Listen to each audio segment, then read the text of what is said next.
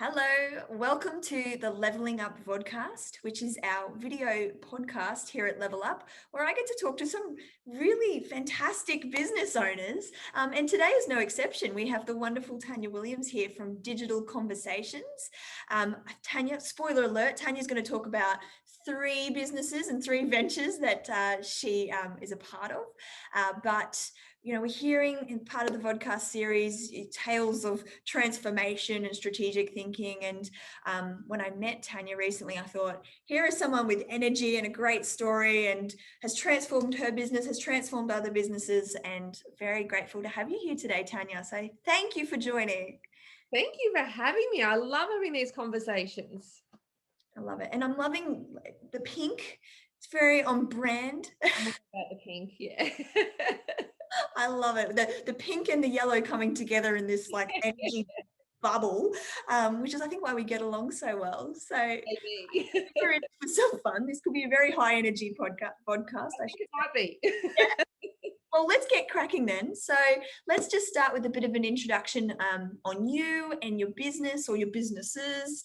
So yes, tell us all a bit about yourself. Sure. Well, my name's Tanya, as Jasmine's just said, and I'm the chief of everything at Digital Conversations. Now, through this conversation, you'll probably realize that I like to do things a little bit differently. So I like to give myself fun titles as well. So Digital Conversations has been around now for about 6.5 years. And, it's all about helping businesses or busy business owners simplify their marketing and actually get stuff in place and make it happen for them. So that's my focus day to day. So that's my 9 to 5, well, not necessarily 9 to 5, but the main job that pays most of the bills. And then last year I actually set up another business. So I've got actually wear 3 hats. So last year I set up a new business based off of another passion. So I've been pet sitting for like 7 or 8 years now and absolutely love it. So I decided to actually create my own brand, and it's called 3 Spoilt Dogs. So we do pet sitting and doggy daycare, and I'm starting to productize some of the things that we're doing, and I'm creating a course and do all sort of fun stuff around that. And then prior to that, I've had this other sort of business that's been sitting there that I haven't really done a huge amount with, but it's called A Child-Free Happily Ever After. So I wrote a #1 best-selling book on 3 years ago with that title, and I literally last week launched the world's first child-free magazine, which is dedicated to child-free people. So talking about our lifestyle, our issues, nothing to do with parenting, just totally all about us and what we face. So so I'm constantly going, what hat am I wearing today? What am I talking about now? But you know what? I love it. I love having 3 very different businesses that are totally unrelated, that are all very different, because they're all passions of mine. And I don't think you just necessarily just have to do one thing in life. I think it's really important to explore, your passions and do what makes you happy. I love it. And let's talk about that, because there'll be business owners tuning in, or some managers maybe tuning in who, like me, are going, I love it, but how on earth do you do all of that? And will you just, sitting at home one day, relaxing and going, you know what, I think I'm going to start a new business. Like, how did that come to be? So Digital Conversations sort of came about, like a lot of businesses came about. I was made redundant from my corporate job, and I was in a sales and marketing role, and I was like, you know what, I'm a bit over all the sales stuff. I want to just go and run my own business. Crazy, I know. I really didn't think that when you run your own business, you are your own salesperson.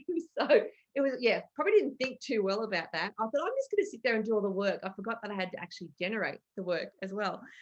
So it sort of came, I suppose, a bit organically, and I went, you know what, I've got this opportunity here. I've got a little bit of savings there. I've got some money from a redundancy. I can take some time to figure this out and set up something. So I saw a gap in the market for what I call tradigital marketing. A lot of people who are, one, it combines my background of traditional marketing and digital marketing, but I also saw a lot of Recap, those who may have glossed over what Tanya just said. She said tradigital. Sorry, tradigital. New word. Digital. No one can ever say it. It's like a tongue twister. It is. So it was, and a lot of traditional businesses that didn't know how to do digital. So I went, that's where I want to play. I wanted to teach these guys, and I want to take the experience that I've got from both sides and help them to understand how they market across, all those platforms. Because typically they would put, well, this is our traditional, this is our digital. It's like, but it all really needs to talk to one another.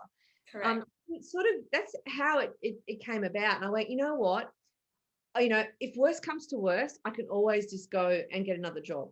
So when I'm looking at things, I always look at worst scenario and best scenario. Worst case is this. Can I live with that? Yeah, okay, I can live with that. Or best case is it does this. So I think that's a really safe way, I suppose, to look at things and go, well, geez, if I can't live with that worst case scenario, then maybe I shouldn't be diving into doing this. And that's literally how I started. And it was just, obviously when you're starting out, you're meeting with people and, you're doing all that. But it was quite organic, I suppose, in that I went, okay, let's just give this thing a go and just see what happens. Yeah. Okay. So at what point in the 6.5 years did you go, it's time to start a pet mining business? And how did you find the time? Well, pet mining, that's probably the most recent. Well, actually, sorry, we started pet mining through a third-party app. God, now how many years ago was that? Probably 8 years ago. So it was before I probably started the like digital conversations. Yes. And so I've been doing it for a long time, and they take a big chunk of commission and whatever. It's a passion of mine, and I wanted to do more with it as a long-term strategy, I suppose, because I'm doing it now, but I want to actually do more in that space and do more with it as we start to get, towards retirement and that sort of thing. So it was like, this can be a transition. So that's when I decided last year I was going to start my own brand around that and do more with it and productize what we do, because obviously we can only have so many dogs at once. It's a home environment. So it's like a home away from home, and it's like, well, once you're full, you're full. You can't monetize it anymore. So it was like, well, how do we do that? So then there's a whole bunch of stuff. I'm, creating products. I'm, looking at courses. I'm doing all that sort of stuff to build this brand around it. And then the book stuff was probably 3 years ago when I wrote the book. And the idea for my book was like, I'd actually had years before. So probably even before I'd started my digital conversations as well. And it came about when I saw a post that someone had posted on Facebook, and it was a whole parent parking conversation. Well, oh my God, the passion and the arguments and the stuff, just sitting back looking, going, wow. And I went, you know what, now's the time to write this book, because there's a lot of misunderstanding about child-free people and the choice that they're making and why and all that sort of stuff. And literally I didn't plan this, but it took 9 months from the idea to launch for the book. So I'm like, well, that's my baby. So it was sort of, Yeah, brilliant. they all sort of came about in different ways, and quite organically I had this idea and I went, maybe I could do something with that, and I just ran with it. I love it. And I think you've really highlighted. So, first perception is, how did you do all of that? How do you squeeze it all in? But I think you've just exemplified almost like the classic stereotypical entrepreneur. You're always looking for new things. You always make it work. And that you embody that, Tanya. Like it's your passion. You can already see in the way you talk. It's not extra work. I love doing this, and it makes total sense. And I want to hear as well about, from conception of the idea through to, in project world we'd call deployment or implementation, or you go live. That happens. But then after you've launched your book and after you've launched your businesses, how have you transformed the businesses and the book stuff since then? You can break them down into the three categories if you like, but how's it changed? Yeah, well, I suppose focus on digital conversations, because that's the one I've been doing longer. So it's, I had an idea and went, this is the market that I want to talk to. It was going to be professional services, that, were probably more that boutique size, and they really didn't have a clue. They didn't have their own marketing person and so forth. So I was going to go on. It's funny how things come full circle, actually.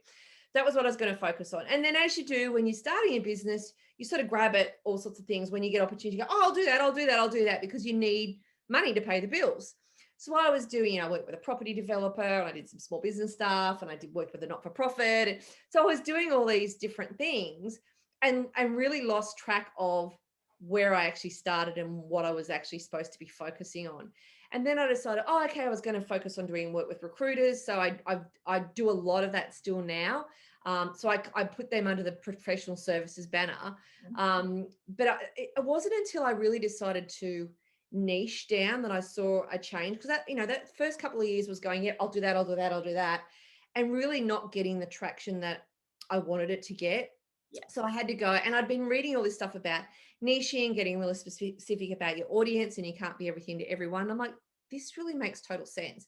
And I'd seen a couple of other people doing it in different areas. Like I saw, someone who was really quite inspiring, to just doing it for real estate agents. And I'm like, yeah, I can see how this works, because your marketing, your messaging is so much clearer because you're talking to one specific area.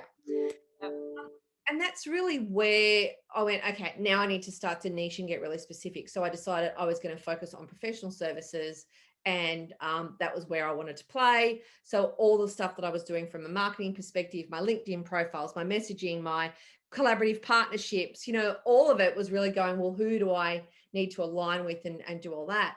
So that's sort of probably been my focus for the last 4 years, I suppose. And that's worked well in terms of being able to build those relationships and do that and be known in an area. And then in saying that, I'm starting to transition and do more out of that to align more with what I'm doing with the pet work as well. So I really want to do more with pet-based companies, and we're in the pet industry. So The two come together. I am creating yet another brand that is Pawsome Marketing, which is really about, really for pet businesses and stuff like that. So that's more of a longer term strategy. Yes. But it's like, well, okay, I can start to do, put some things out and put some things in place. So call me crazy. Like, it's just like, you're not doing enough, Tanya. You're now going to go and start to do this. But I think it's really important to have a niche and go, well, who is my audience, and be very, very clear about that. And I've tried to do that with all the businesses that I've got set up. Yeah, and there's lots of talk about niching down and knowing your target market, and there's arguments for and against. But I find, sort of like what we talk about at Level Up with having a strategy, is that just having focus is enough. And well, not enough, but it will get you further than you are today, to go, I know the language, I've got the expertise in this industry, and it's okay to change it, like you say, which is another reason why we recommend doing health checks for your business and doing strategic business plans at least yearly, because you can go, who I thought was my target market, and I'll put my hand up, I definitely did this when I started my business.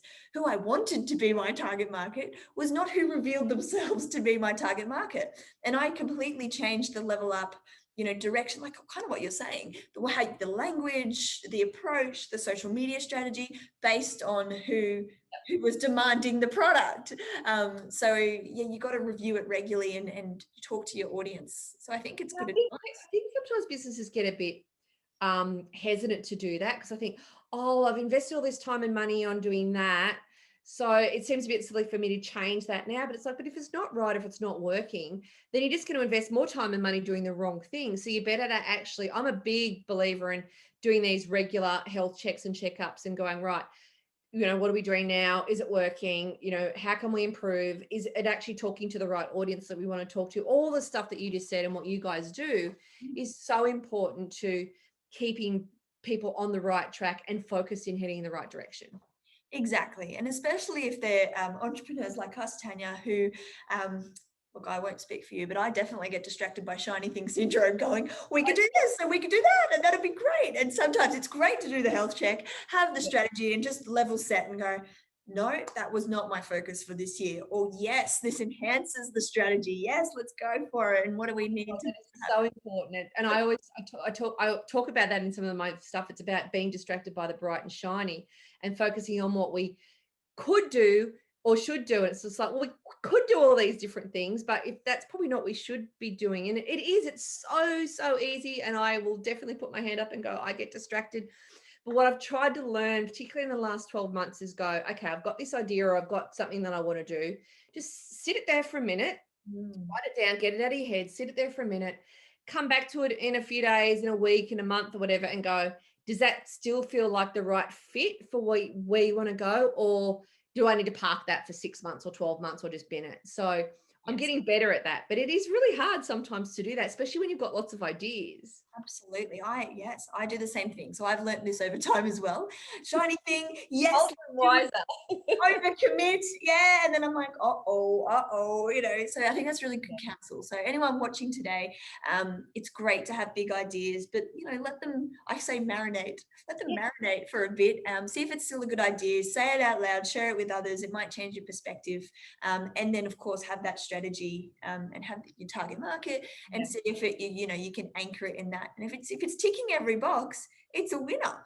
Yes. So it sounds like, particularly with you, Tanya, you've had these things that have ticked boxes because it's your passion. It's, you know, it's got good commerciality.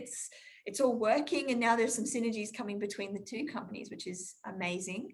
I want to quickly ask though about the book and about the magazine.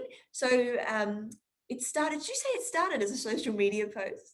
Well, that's where the idea started from. So when I saw this post and saw how passionate people were about either being a parent or not being a parent, it was like, wow. And people were just like, some of the comments, I was like, this is just crazy.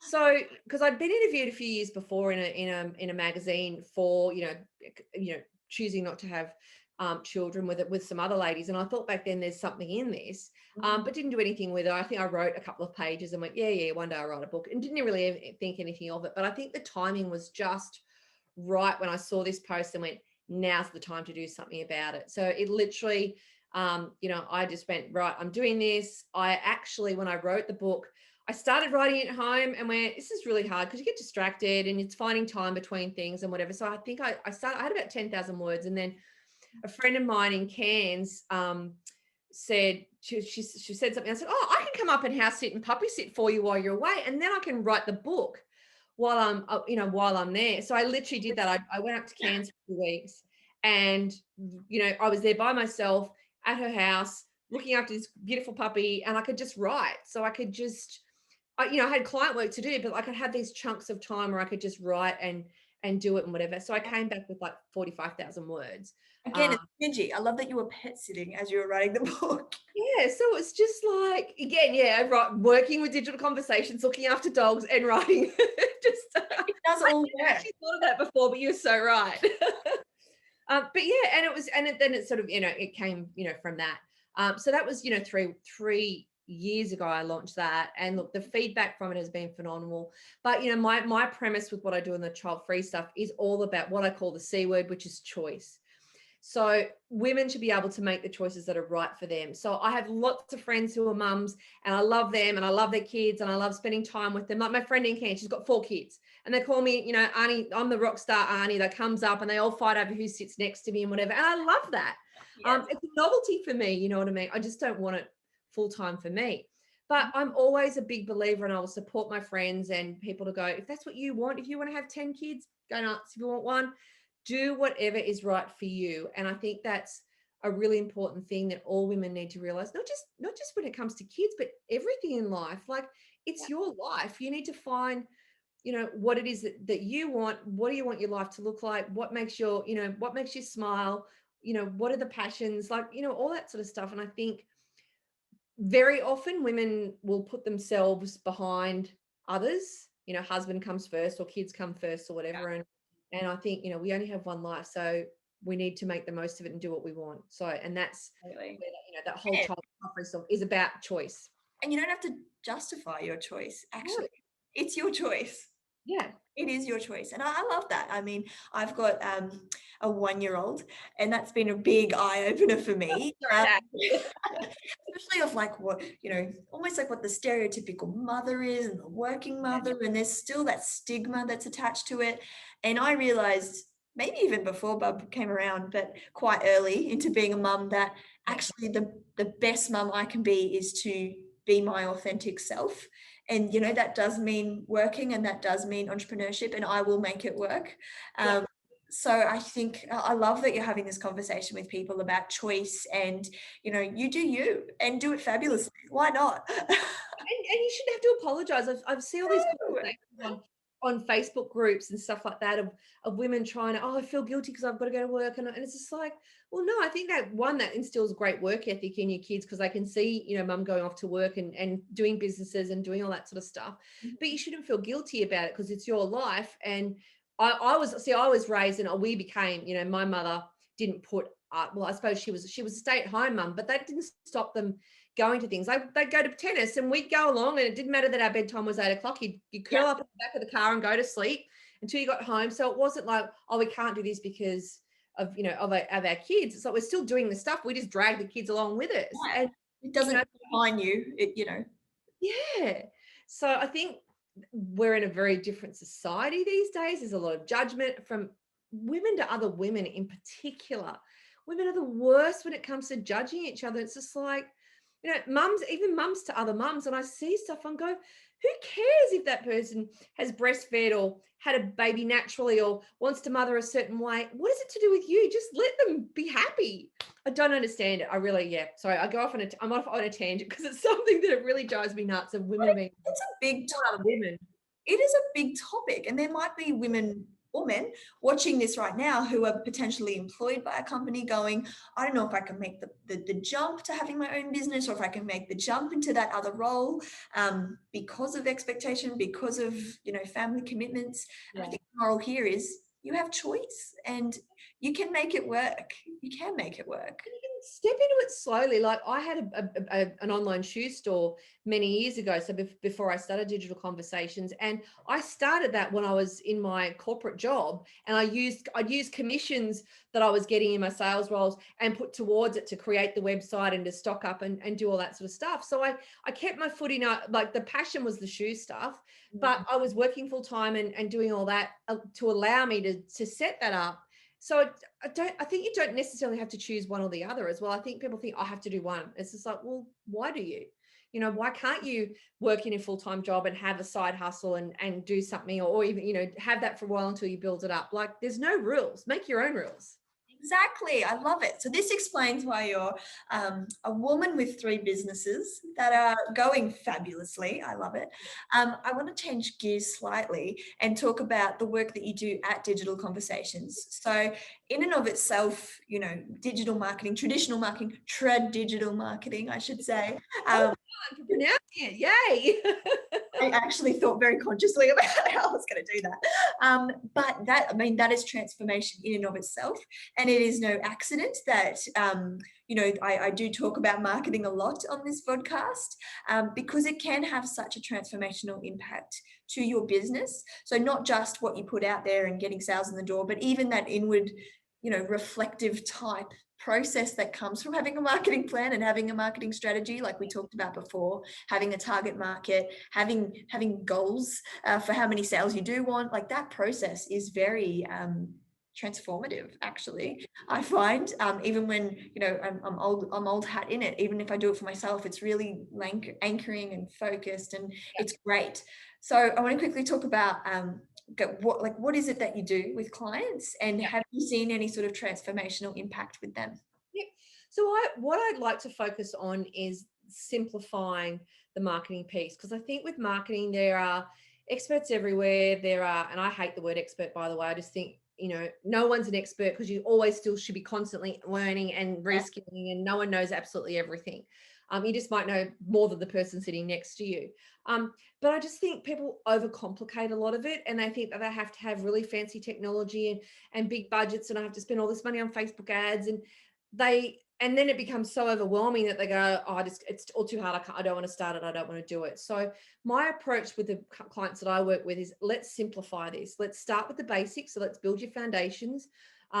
Focus to start with on the things that you own rather than your rented channels. So it's like, creating it the right website, and does that need to be a brochure website, or is it a lead generation website? Because there's different types of websites. What are the things that we need to do? How are we capturing traffic when it comes there? Those types of things. How are we sharing our expertise? Are we doing things like our blogs and videos and those types of things? So all that sort of component of it. So it's building the foundations, and then it's going, well, what assets do you actually have? So often I'll work with clients and they might have an old website, or they've just built a website and then it's not quite right, or they don't know what to do with it. So we go, okay, let's look at the different things you can do. So how can we automate some of the things that you do? So how can we set up some simple email marketing that's automated, so it's set up once and you don't have to really think about it again? How can we automate what you're doing on social media? How can we, create content and repurpose and recycle content? So there's a lot of things that you can do that don't involve having to do everything constantly all the time, because the biggest thing that I hear is, I just don't have time. I don't have time. I don't have time. I don't have time. And it's just like, okay, so I've created, I've even got a checklist, which is called 5-minute marketing moments, which is stuff you can do in 5 minutes.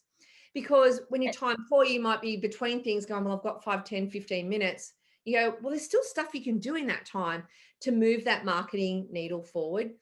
And the other part of what I do is focus on free and low cost tools to help people do that. So I think I've got to have this fancy technology that's going to cost me, $1,000 a month. And it's like, you don't need any of that.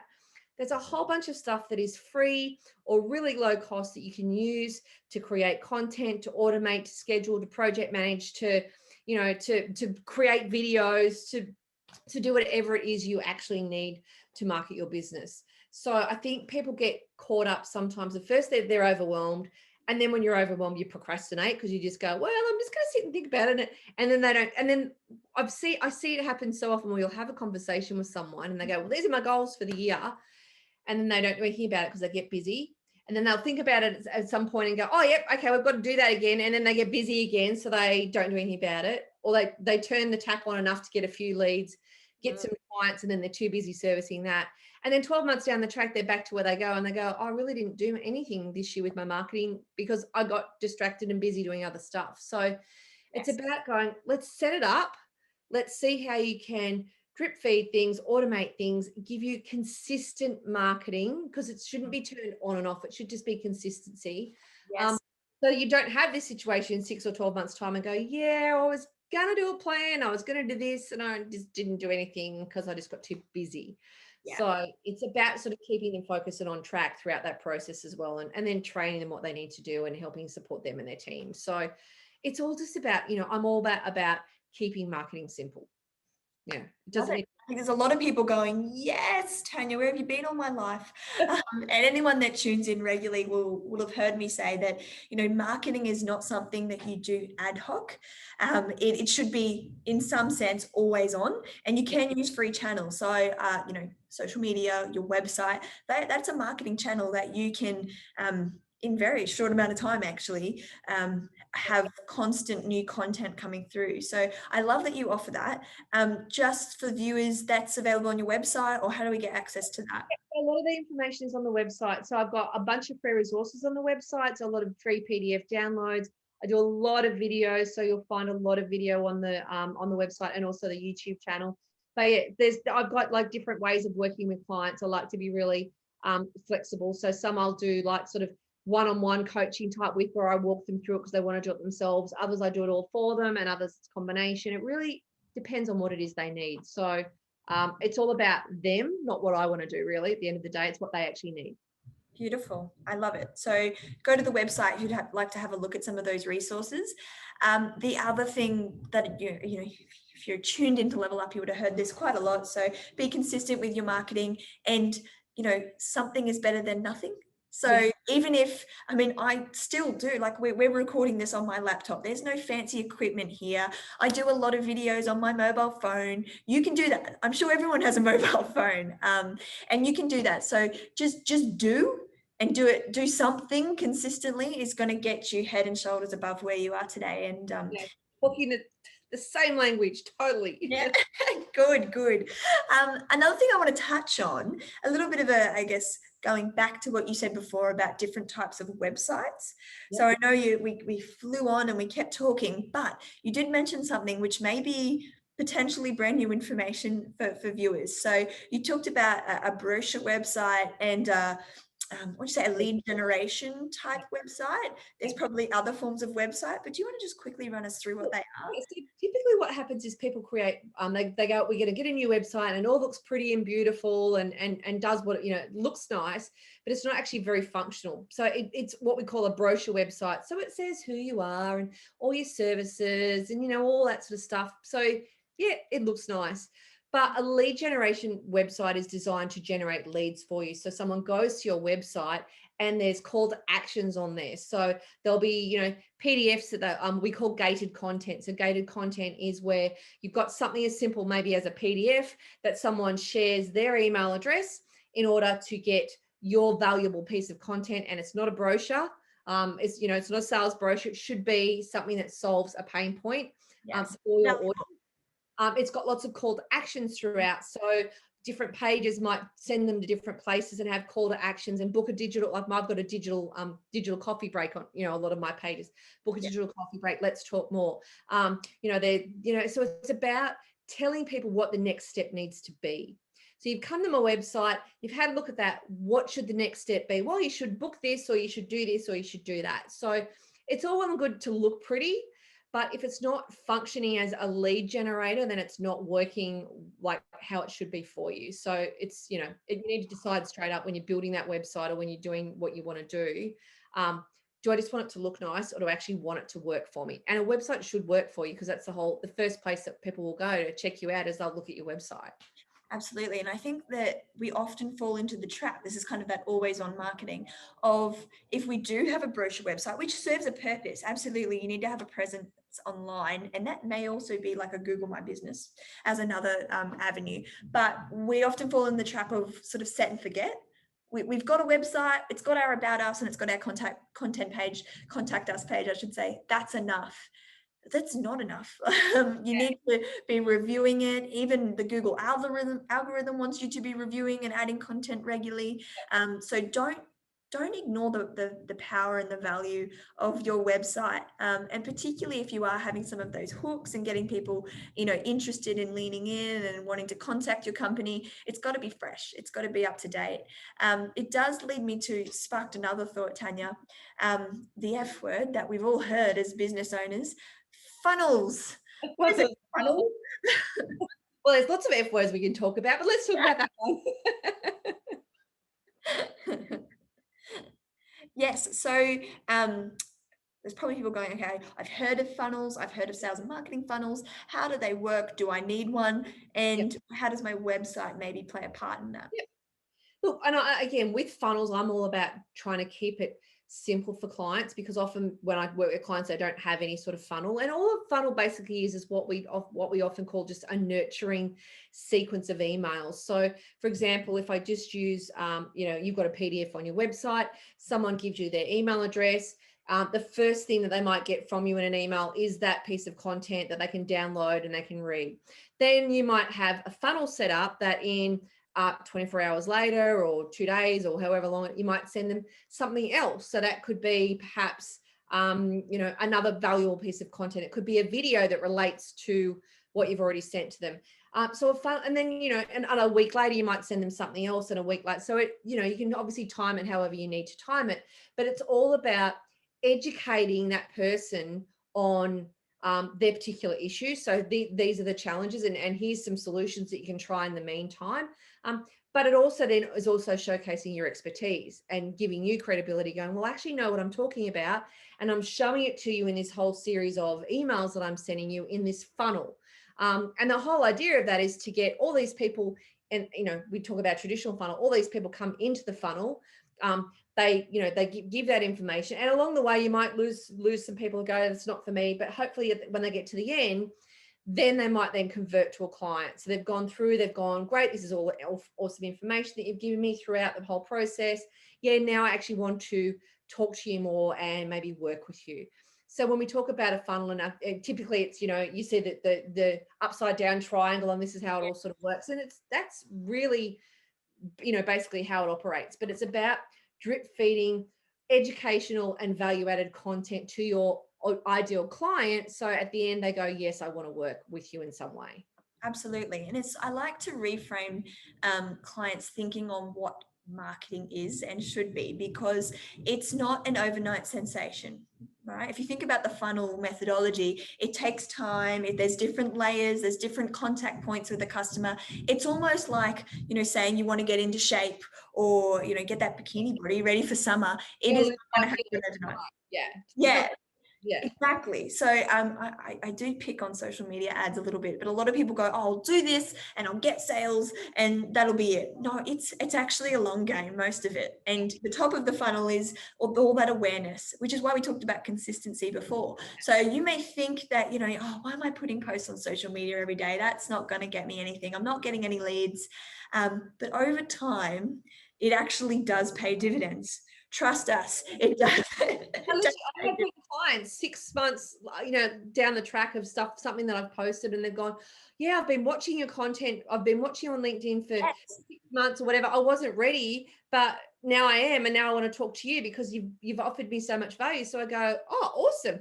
And they can be people sometimes that haven't even commented on things. So, so caught up with people commenting and doing all that sort of stuff, but people are often passive in how they engage with content. So it happens to me all the time where someone said, oh, I saw a thing I had it end of last year.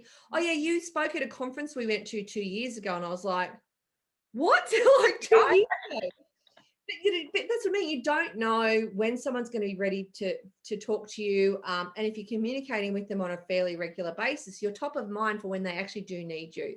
So you're right. You don't just turn on the tap and think, I'm just going to generate a whole bunch of stuff and then I'm just going to go. It has to be consistent.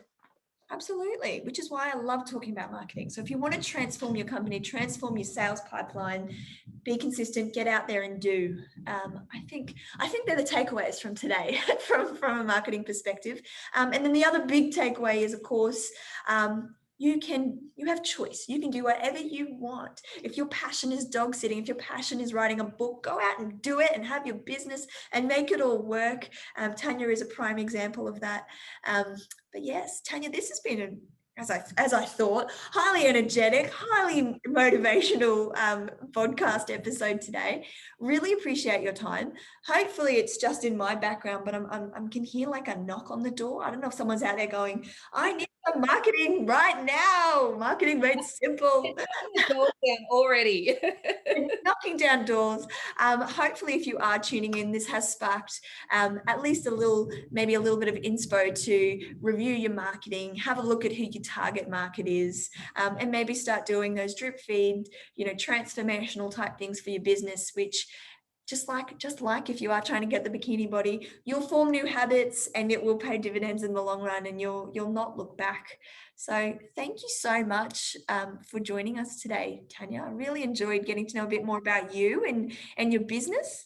Thank you. My absolute pleasure. As always, I love talking to you, Jasmine. So yeah, we could probably do this for hours. We actually could. I'm actually quite certain we could.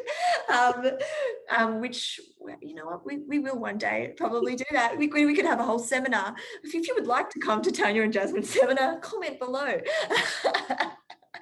All right. Thank you, everybody, again for tuning in. Of course, you can subscribe to the podcast by going to the Level Up website. See what I did there, Tanya? And also, we are on all of their top social media channels, Facebook, LinkedIn, and YouTube, and Instagram. On all of them. Please follow us. We do great content all the time. And if you'd like to talk more to Tanya about how you can make your marketing simple, go to Tanya. Conversations.com.au. Love it. All right, everybody. See you next episode. Bye. Bye.